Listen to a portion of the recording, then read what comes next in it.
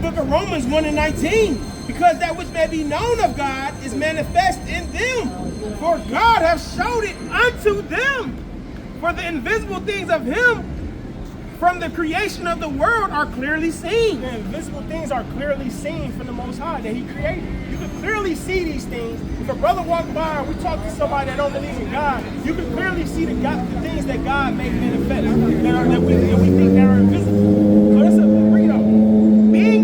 being understood by the things that are made, even his eternal power and Godhead, so that they are without excuse. So we don't have an excuse. We can't have an excuse that we don't believe or we don't want to do this and do that, because the Most High has left a lot of evidence and a lot of proof on earth for us to believe in him.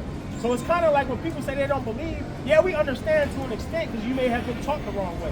But if you're a grown man or a grown individual and you say you don't believe, it's like you being stiff-necked now. No, I'm not talking about you, brother. I'm just saying people that do that. You said you believe in a higher power. All praise to the Most High. You know what I'm saying? You got a point? God just means power. So that's right. We believe in God. Yeah, anything could be a God. Your phone, another woman, money, things that people put over the more important than the Most High God can be a God, because God is in power. His real name is Yahweh Shah. God is just a title. Yahweh Salaki, Yahweh. God is just a title. Like you may have a title, your name may be Lawrence, but you have titles as a son, as a brother. These are father. These are titles, but your name is your name. So like Yahweh, well, we call him Yahweh. His name is Yahweh. That's his name. People say God, Lord, whatever it is, but his name is Yahweh. Because that when they knew God, they glorified him not as God, neither were thankful, but became vain in their imaginations, and their foolish heart was darkened. See that? You become vain in imagination, and their foolish heart becomes darkened. That's why they veer off into wicked folly, wicked abominable things, because they caught up now. You know what I'm saying? So you said you believe in a higher power. Like, what does that mean? Like, what is that? I don't mean to be like the Bible. Right. My family all over the place. Yeah. Love everywhere. I just found love everywhere. Right. I just love everywhere. Right. So we believe. Well, I'll speak for me. I believe in this book growing up. I didn't have no understanding of it. It's the Bible, the Holy Bible, KJV. So I didn't understand how to break it down, how to read it. You know what I'm saying? It's not a religion. We the Israelites out of the Bible. We the chosen people of God. Give me Deuteronomy. Give me Exodus 7 and 4. You give me Deuteronomy 26 or 46, 28, 46. So you got Ecclesiastes. Yes. Ecclesiastes in there. It's the book of Exodus chapter 7 and verse 4. But Pharaoh shall not hearken unto you, that I may lay my hand upon Egypt, and bring forth mine armies. He's going to bring forth his armies, read. And my people. And his people. He's very specific, read. The children of Israel. The children of Israel. This is the children of Israel. This is the people in the book that this book is talking about. Israel. That's the nation of people that this Bible is going into. Bring that out, King. 28, 46. The book of Deuteronomy 28, verse 46. And they shall be upon thee for a sign and for a wonder. So these things on earth are going to be upon us for a sign and a wonder, to know who God's chosen people are. Because you're not going to read it. If I asked you your nationality, what would you say? What's your father? What's his father? Okay, so let's just say we don't know who this Bible is talking about, right? So the Most High is leaving signs and wonders on the earth that we can point to know what's going on and who this Bible is talking about. Like, I know you got cough drops on because of what? Nike's phone pauses because of what? The sign, oh, them Nikes.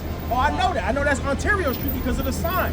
So these things in the Bible, the things that are happening on the earth are going to be signs to lead us to know who this Bible is talking about. Because it's not talking about everybody.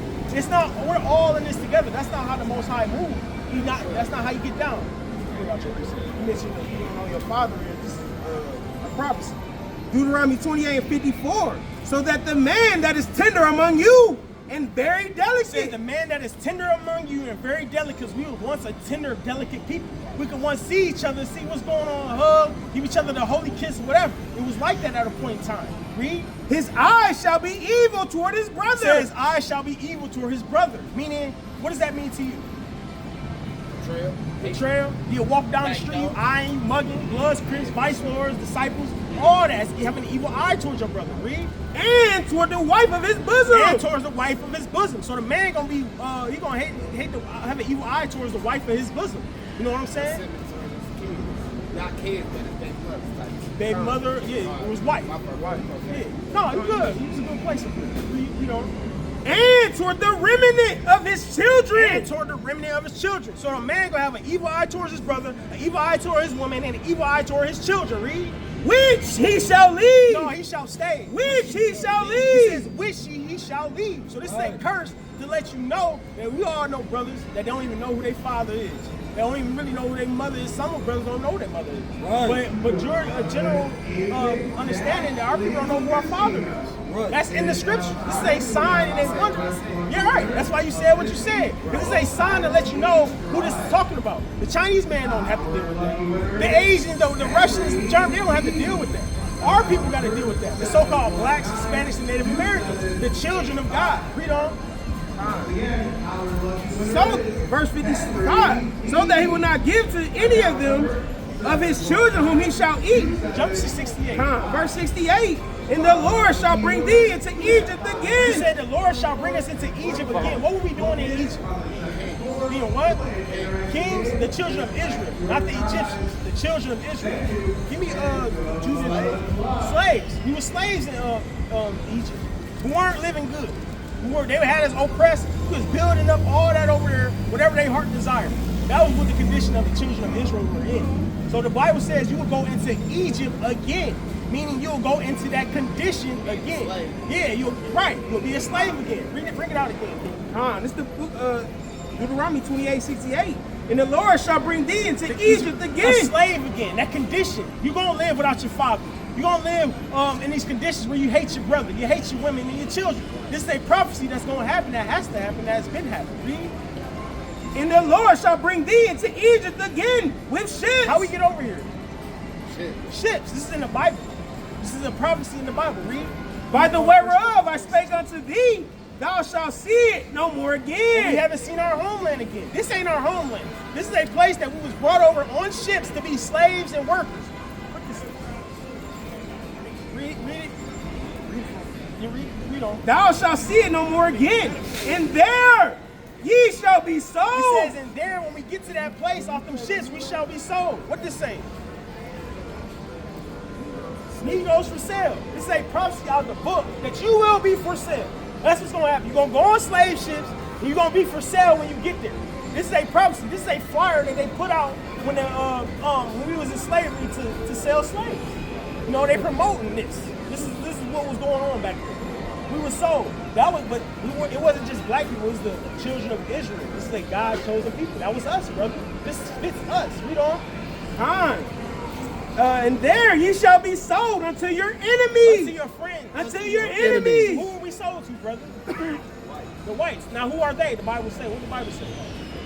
And there ye shall be sold unto your enemies. No, our friends. Unto your enemies. So we were sold to the whites. So that would make the whites what? Enemies. We were sold to our enemies. So when you see those people, the Lord Most High is letting you know that they are your enemies. Yeah, our people lay down with them. Yeah, they may give you $20. They may do this and that, but they sell. They even sell us they sell. A friend wouldn't do this to you. Yeah, it's cool. And they trying to take this image out of the. They trying to take this. He's trying to pull this. He's trying to pull this. But you know, alligator bait. We had yokes of iron around our neck, picking cotton. It go on and on and on. They got a knee on our neck. They don't stop. Yep, brandy in the field. You know what I'm saying? It's terrible. Necklace. Yeah. Jingle bell necklace that everybody they talking about. Jingle bells. Jingle bell. For sure. Yeah. We got take a flyer, man. Take a flyer. We got one more though. We got one more. Just one more. Let me y'all put a good one. Then you all put a good one. All right. Mine wanted. All right. Let me hear that. In 1 Corinthians chapter 3, verse 16. Know ye not that ye are the temple of God? He said, know ye not that ye are the temple of God. We are the temples of God. Read. and that the Spirit of God dwells in you. And the Spirit of God dwells in you, brother. It dwells in us. Read. If any man defiles the temple of God, It says, if any man defiles his temple, what can you do to defile your temple? Smoking, you know what I'm saying? Excess drinking, tattoos, all that stuff. The Most High can destroy you for doing these things. Read. and if any man defiles the temple of God, him shall God destroy. In him shall God destroy. You don't want to be destroyed by the Most High. You know, brothers up here, we smoked before. We get it. We understand. But once you read this book, you know that with the power that the Most High that He has, and He can do whatever He wants to you. We kind of like, you got that fear now. So we just bring it out because that's what we see. We ain't doing this because we love you, brother. It ain't nothing to just put you out. You know, it ain't none of that. You know what I'm saying? But read on, King. For the temple of God is holy. The temple of God is holy. You know what the word holy means? It just means separate. It just means set apart. Special. We are, and that's what He describes as a holy people. We are separate from every nation on earth. That's why we look the best, we the flyest, the coolest. You know, we make all the inventions on the earth. We have the greatest understanding of the Most High. We worship harder, all that stuff. The music is better, the food, everything, the flavor, the dance, everything is from God's chosen people. That's why we like them. You know what I'm saying? And we just letting you know that's what it is. You know, all praise to the Most High. What's your name? Dave? For sure. That's somebody's name. For sure. Look. All right, King. Yeah, hold it down. I appreciate that. Yeah, for sure. All praise to the Most High. We Philippians 4:13. Ask.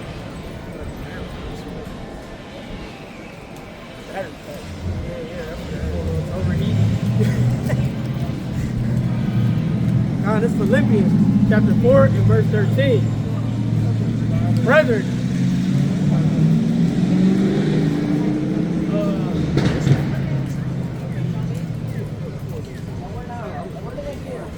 Philippians 4, I was going crazy, bro. I'm like, I know what that says. To Philippians 4 verse 13. I can do all things through Christ who strengthens me. But that, Shalom.